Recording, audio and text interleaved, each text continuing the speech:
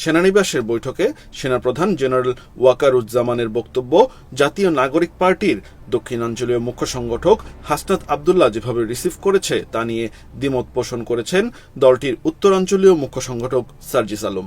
একই সঙ্গে 11 মার্চ সেনাপ্রধানের সঙ্গে সাক্ষাৎ নিয়ে হাসনাত আব্দুল্লাহর দেওয়া সেনাবাহিনীকে নিয়ে হাসনাতের সাম্প্রতিক ফেসবুক পোস্ট আলোচনা সমালোচনার জন্ম দিয়েছে রাজনৈতিক অঙ্গনে। এ অবস্থায় সার্জিস নিজের অবস্থান তুলে ধরতে আজ একটি পোস্ট করেছেন। সার্জিস ওই পোস্টে লিখেছেন, মানুষ হিসেবে যে কোনো ব্যক্তি বা ব্যক্তির অভিমতকে একজন একভাবে অবজার্ভ করে। হাসনাত সেদিন তার জায়গা থেকে যেভাবে সেনাপ্রধানের বক্তব্যকে অবজার্ভ ও রিসিভ করেছে এবং ফেসবুকে লিখেছে, আমার সেক্ষেত্রে কিছুটা দ্বিমত আছে। আমার জায়গা থেকে আমি সেদিনের বক্তব্যকে সরাসরি প্রস্তাব দেওয়ার আঙ্গিকে দেখি না, বরং সরাসরি অভিমত প্রকাশের মতো করে দেখি। অভিমত প্রকাশ এবং প্রস্তাব দেওয়া দুটি বিষয়ের মধ্যে পার্থক্য রয়েছে। যদিও পূর্বের তুলনায় সেদিন সেনাপ্রধান অনেকটাই স্ট্রেট ফরওয়ার্ড ভাষায় কথা বলেছিলেন।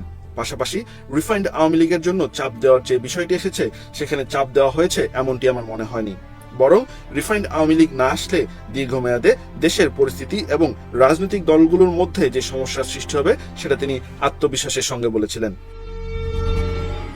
হাসনাতের বক্তব্যে যে টপিকগুলো এসেছিল, যেমন রিফাইন্ড আওয়ামী লীগ, সাবের হোসেন, শিরিন শারমিন চৌধুরী, সোহেল তাজ, এসব নিয়ে কথা হয়েছিল। আওয়ামী লীগ ফিরে আসবে কিনা এই ইলেকশনে, আওয়ামী লীগ থাকলে কি হবে, না থাকলে কি হবে, আওয়ামী লীগ এই ইলেকশন না করলে কি হবে, কবে ফিরে আসতে পারে কিংবা আদৌ আসবে কিনা, এইসব বিষয়ে কথা হয়েছিল। এসব সমীকরণে দেশের উপর কি প্রভাব পড়তে পারে, স্থিতিশীলতা কিংবা অস্থিতিশীলতা কোন পর্যায়ে যেতে পারে, সেসব নিয়ে কথা হয়েছিল। কিন্তু যেই টোনে হাসনাতের ফেসবুক লেখা উপস্থাপন করা হয়েছে, আমি মনে করি কনভারসেশন ততটা এক্সট্রিম ছিল না। তবে অন্য কোনো একদিনের চেয়ে অবশ্যই স্ট্রেট ফরওয়ার্ড এবং সো কনফিডেন্ট ছিল। দেশের অস্থিতিশীলতার জন্য রিফাইন্ড আওয়ামী লীগের ইলেকশনে অংশগ্রহণ করা যে প্রয়োজনীয় সেই বিষয়ে সরাসরি অভিমত ছিল।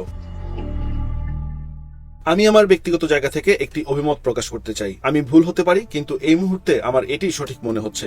অন্তর্বর্তীকালীন সরকারের সময়ে দেশের সার্বিক পরিস্থিতি নিয়ে বাংলাদেশ সেনাবাহিনীর সাথে অন্যান্য রাজনৈতিক দলগুলোর কেউ না কেউ যোগাযোগ রক্ষা করে, সেই প্রাইভেসি তারা বজায় রাখে। আমাদের সঙ্গে সেনাপ্রধানের যে বিষয়গুলো নিয়ে কথা হয়েছে সেগুলোর সাথে আমাদের সরাসরি দ্বিমত থাকলেও আমরা সেগুলো নিয়ে আমাদের দলের ফোরামে বিস্তারিত আলোচনা করতে পারতাম, সিদ্ধান্ত নিতে পারতাম, সেই অনুযায়ী কর্মসূচি বাস্তবায়ন করতে পারতাম, কিংবা অন্যান্য রাজনৈতিক দলগুলোর সঙ্গে আলোচনার মাধ্যমে ঐক্যবদ্ধ সিদ্ধান্ত গ্রহণ করে আওয়ামী লীগের যে কোনো ভার্সনের বিরুদ্ধে এখনকার মতোই রাজপথে নামতে পারতাম।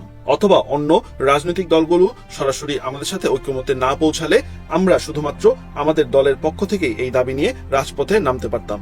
কিন্তু যেভাবে এই কথাগুলো ফেসবুক স্ট্যাটাসের মাধ্যমে এসেছে, এই প্রক্রিয়াটি আমার সমীচীন মনে হয়নি, বরং এর ফলে পরবর্তীতে যে কোনো স্টেক হোল্ডারের সঙ্গে আমাদের গুরুত্বপূর্ণ আলোচনা আস্থার সংকটে পড়তে পারে। আমার এই বক্তব্যে আমার সহযোদ্ধা হাসনাতের বক্তব্যের সাথে বেশ কিছু ক্ষেত্রে দ্বিমত এসেছে। এটার জন্য অনেকে আমার সমালোচনা করতে পারেন, কিন্তু আমি বিশ্বাস করি আমাদের ব্যক্তিত্ব স্রোতে গা ভাসানোর মতো কখনোই ছিল না বলেই আমরা হাসিনা রেজিমের বন্দুকের সামনে দাঁড়িয়ে গিয়েছিলাম। আজও কেউ হাসনাতের দিকে বন্দুক তাক করলে তার সামনে দাঁড়িয়ে যাওয়ার কমিটমেন্ট আমাদের আছে। কিন্তু সহযোদ্ধার কোনো বিষয় যখন নিজের জায়গা থেকে সংশোধন করে দেওয়ার প্রয়োজন মনে করি, তখন সেটাও আমি করব। এদিকে জাতীয় নাগরিক পার্টির মুখ্য দুই সংগঠক সার্জিস আলম বা হাসনাত আব্দুল্লাহর যে কোনো একজন মিথ্যা বলছেন বলে জানিয়েছেন দলটির সিনিয়র যুগ্ম সমন্বয়ক আব্দুল হান্নান মাসুদ। সেনাবাহিনীকে নিয়ে হাসনাত আব্দুল্লাহর দেওয়া পোস্টের দ্বিমত জানিয়ে আজ রোববার ফেসবুকে আরেকটি পোস্ট করেন সার্জিস আলম। সেই পোস্টের কমেন্টে এই কথা লিখেছেন হান্নান মাসুদ। পোস্টের কমেন্টে হান্নান মাসুদ লিখেছেন, এসব কি ভাই, পাবলিকলি বলছি, দুইজনের একজন মিথ্যে বলছেন, এটা চলতে পারে না। আর দলের গুরুত্বপূর্ণ পোস্ট হোল্ড করেও আপনারা যেভাবে ব্যক্তিগতভাবে বিচরণ করছেন এবং তা পাবলিক করে এনসিপিকে বিতর্কিত করছেন। কমেন্টে হান্নান মাসুদ আরো লেখেন, মানুষ এনসিপিকে নিয়ে যখন স্বপ্ন বুনছে তখন এভাবে এনসিপিকে বিতর্কিত করা কাদের এজেন্ডা? সরি, আর চুপ থাকতে পারলাম না। গত শুক্রবার ফেসবুক পোস্টে হাসনাত আব্দুল্লাহ লেখেন, 11 মার্চ, সময় দুপুর 2:30। কিছুদিন আগে আমি আপনাদের বলেছিলাম যে রিফাইন্ড আওয়ামী লীগ নামে নতুন একটি ষড়যন্ত্র নিয়ে আসার পরিকল্পনা চলছে। এই পরিকল্পনা পুরোপুরি ভারতের। সাবের হোসেন চৌধুরী, শিরিন শারমিন, তাপসকে সামনে রেখে এই পরিকল্পনা সাজানো হচ্ছে। পোস্টে হাসনাত লিখেন, আমি সহ আরো দুজনের কাছে ক্যান্টনমেন্ট থেকে এই পরিকল্পনা উপস্থাপন করা হয় 11 মার্চ দুপুর 2:30-এ। আমাদের প্রস্তাব দেওয়া হয় আসন সমঝোতার বিনিময়ে আমরা যেন এই প্রস্তাব মেনে নেই। আমাদেরকে বলা হয় ইতিমধ্যে একাধিক রাজনৈতিক দলকে এই প্রস্তাব দেওয়া হয়েছে, তারা শর্ত সাপেক্ষে আওয়ামী লীগ পুনর্বাসনে রাজি হয়েছে। একটি বিরোধী দল থাকার চেয়ে একটি দুর্বল আওয়ামী লীগ সহ একাধিক বিরোধী দল থাকা নাকি ভালো।